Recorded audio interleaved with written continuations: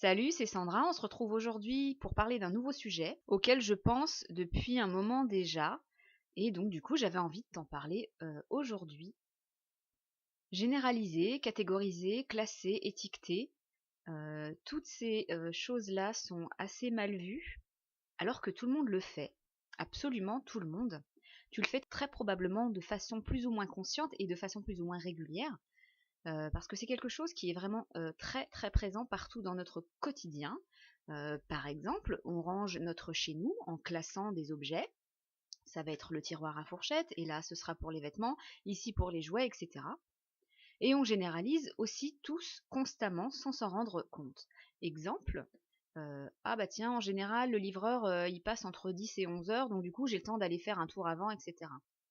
C'est des choses qu'on fait absolument tous et de manière vraiment très très quotidienne.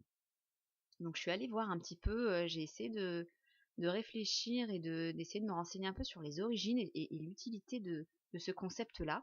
En allant carrément dans les fondamentaux, en fait, tous les êtres vivants catégorisent, étiquettent et généralisent, puisque c'est une question de survie, puisque déjà jadis, à l'époque des premiers hommes, il fallait absolument faire la distinction entre danger, pas danger, pour notre survie. Et en allant encore plus dans les fondamentaux, dans la base de la base, au niveau cellulaire, c'est quelque chose qui se passe constamment. Quand un élément, par exemple, entre dans un organisme, l'organisme va devoir absolument, pour sa survie, euh, identifier cet élément pour savoir s'il fait partie du soi ou du non-soi. Le non-soi, ça veut dire que l'élément ne fait pas partie de l'organisme et qu'il faut l'éliminer. Il va envoyer des anticorps, par exemple, s'il s'agit d'un virus ou d'une bactérie. Les anticorps, ce sont des éléments qui sont spécifiques de leur cible, et l'anticorps, il va faire exactement la même chose, il va catégoriser sa cible. Est-ce que c'est ma cible ou est-ce que c'est une mauvaise cible, pour savoir s'il va pouvoir la détruire.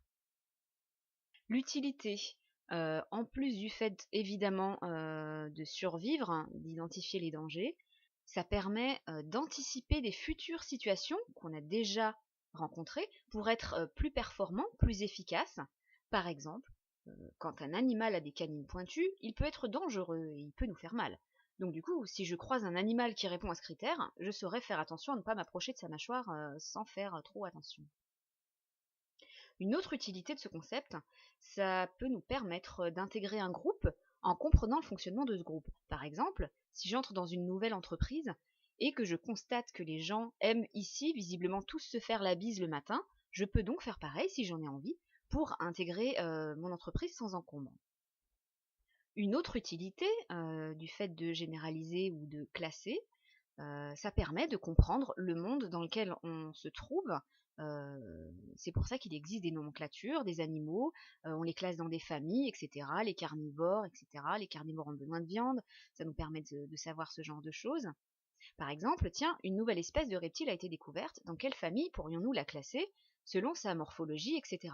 Ça nous permet d'en déduire des tas de choses. Visiblement, son mode de vie à ce nouveau reptile est donc proche de celui-là ou de celui-ci. L'origine de ce besoin de catégoriser, de classer, d'étiqueter, de généraliser est sans doute aussi très cérébrale. Puisqu'en fait, suite à des expériences, le cerveau, ce qu'il va faire, c'est qu'il va enregistrer les informations qui en ressortent de cette expérience ou de ces expériences-là, et puis il va les mémoriser, et ensuite il va créer des raccourcis. Parce qu'il ne peut pas sans cesse analyser les choses de façon pointue et complexe, donc il doit travailler vite, classer, faire des tas, pour être optimal sans trop se tromper, hein, le moins possible, mais quand même en optimisant l'analyse de façon assez rapide. C'est donc normal de généraliser, c'est normal de classer. D'ailleurs, c'est quelque chose qui est d'ailleurs considéré normal dans notre société, dans certains contextes. Par exemple, on aime apprendre à l'enfant, dès tout petit, à classer. On lui propose des jeux de tri, avec des boîtes par exemple, dans lesquelles on lui propose de trier des objets selon leur forme ou selon leur couleur. Euh, on va aussi lui montrer le monde dans lequel on se trouve, avec le fait de lui expliquer dans quelle catégorie se trouvent les choses devant nous. Par exemple, ça c'est une plante dangereuse, ça non. Ou alors, ça c'est un objet qui est à nous, ça ce n'est pas un objet qui est à nous, ce n'est pas à nous. Bien sûr, catégoriser, classer, c'est quelque chose d'extrêmement utilisé, par exemple, en mathématiques, en statistiques. On aime faire des probabilités, on regroupe, on classe, et c'est quelque chose qui est vu comme normal. On en fait même des lois. Des lois, quand je parle de lois, je dis des lois mathématiques, hein, des lois de probabilité. Tout ça, c'est très utilisé en maths appliquée, en ingénierie, ou même dans la vie quotidienne, dans les sondages, par exemple. Ça aide à avoir une idée générale, une tendance. C'est utile et ça parle vraiment à tout le monde. On aime tous lire le petit dernier sondage qu'on écoute à la radio. On apprend des choses et puis ça parle à tout le monde. Par contre, à l'inverse, le fait de généraliser, de catégoriser, c'est rapidement mal vu lorsqu'on l'applique aux humains. C'est quelque chose qui est très peu accepté dans ce cas-là. Par exemple, toutes les femmes n'aiment pas bricoler, ou les hommes sont mauvais en couture, etc. Bref, il y aurait en fait des tas de milliers d'exemples de généralités qu'on fait tous ou qu'on a tous entendus autour de nous. Pourtant, ça reste assez aussi logique en fait que dans les autres domaines, que ce soit dans les domaines des autres animaux, dans les phénomènes naturels, biologiques, etc. En fait, c'est le même processus qui s'est fait. C'est tout aussi utile et naturel, sauf que c'est moins bien vu dans notre société. J'en viens du coup aux limites de la généralisation et du fait de classer. C'est que c'est quelque chose justement qui n'est pas adapté au niveau individuel. On ne peut pas faire d'une généralité un cas, puisque chaque être vivant, chaque cas est toujours spécifique. Je reprends l'exemple du tri des objets qu'on fait aux enfants et qu'on peut classer par exemple selon des couleurs. Où est-ce qu'il faudrait classer le turquoise par exemple, puisque si on propose devant l'enfant des catégories bleu, rouge, vert avec les couleurs les plus classiques, où est-ce qu'il faudrait mettre le turquoise? Ou évidemment, dans le cas par exemple d'une femme qui aime bricoler, elle ne rentre pas dans la généralité qu'on peut entendre un peu partout. Justement, cette limite aussi, la limite de catégoriser comme ça, dans certains cas, on fixe des seuils, par exemple les courbes de croissance des enfants, avec les moyennes, les normes, avec une fourchette autour de ce seuil. Donc par exemple, pour prendre l'exemple de la taille des adultes, si on fixe un seuil et qu'on prend deux personnes, la première frôle le seuil par en dessous et l'autre, elle frôle le seuil par le haut. Et on arrive dans une absurdité puisque les deux auront une taille presque identique mais ne seront pas classés dans la même catégorie. Il y en aura une qui sera dans une norme, qui sera par exemple considérée comme de taille normale et puis celle du dessus sera considérée comme trop grande. Cette même absurdité, évidemment, elle se constate sur des tas, enfin sur n'importe quel seuil qu'on pourrait fixer, que ce soit pour le seuil des impôts, le seuil du QI, etc. J'en viens maintenant à parler précisément des étiquettes qu'on peut poser sur les gens, sur les enfants notamment. C'est très très très très enfermant en fait de poser des étiquettes. C'est extrêmement prophétique sur les petits. Quand on va avoir tendance à, à traiter un enfant de timide ou maladroit, idiot, égoïste, etc. C'est très dur, c'est très enfermant, c'est très néfaste et surtout l'enfant va avoir tendance à devenir de plus en plus cette étiquette-là.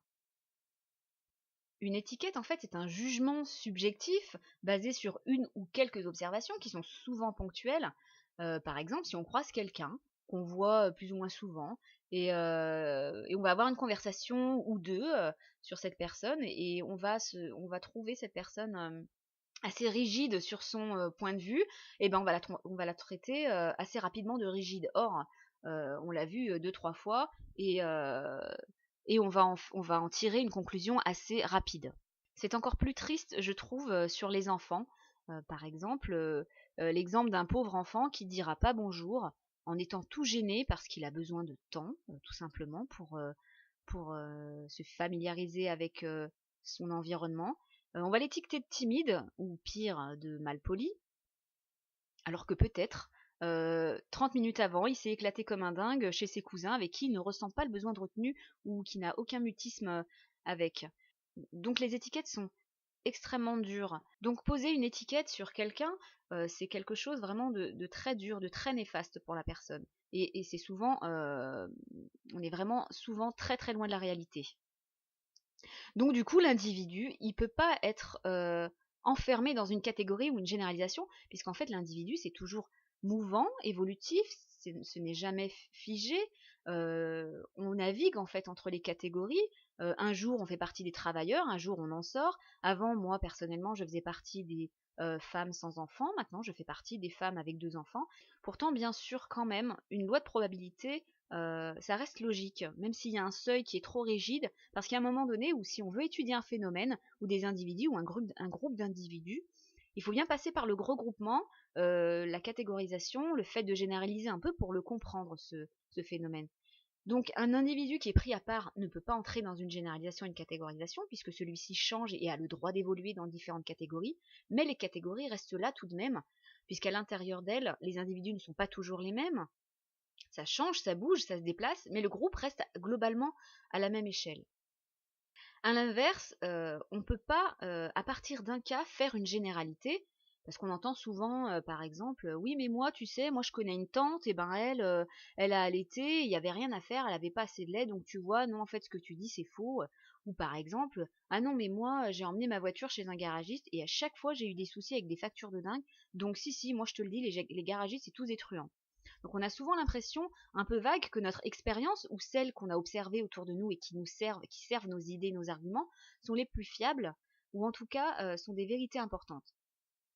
Je crois qu'il faut rendre leur importance, oui, parce que chaque cas est une formidable source d'information, mais on ne peut pas ériger une loi en se basant sur 2 observations, ni même 10, ou ni même 30 selon les cas. En général, donc là tu vois, j'ai besoin de généraliser puisque c'est utile pour servir mon propos justement. Donc en général, pour faire des probabilités, on observe des cas similaires en nombre conséquent et on voit comment les résultats se répartissent. C'est assez simple à observer. Lorsque les résultats s'amassent au même endroit, ça permet de retirer des informations et des tendances. Donc pour résumer, en fait pourquoi j'avais envie de parler de ça aujourd'hui? Parce que je vois beaucoup de gens qui culpabilisent de généraliser ou qui se rebellent face à des généralités qu'ils entendent, puisque eux-mêmes sont des individus uniques et spécifiques. Mais généraliser, catégoriser, classer, ranger, ça reste quelque chose de tout à fait normal, naturel et même absolument utile pour notre cerveau pour qu'il puisse fonctionner de manière le plus optimale possible. Mais évidemment, c'est quelque chose qui reste trop enfermant pour l'individu. Voilà pour aujourd'hui, j'avais envie de parler de ce sujet depuis très longtemps. C'était pour t'inviter à prendre un peu conscience de ce concept qui est absolument partout autour de nous, qui est mal vu et qui pourtant nous est très utile. Je te laisse sur ça et je te dis à bientôt pour un prochain enregistrement.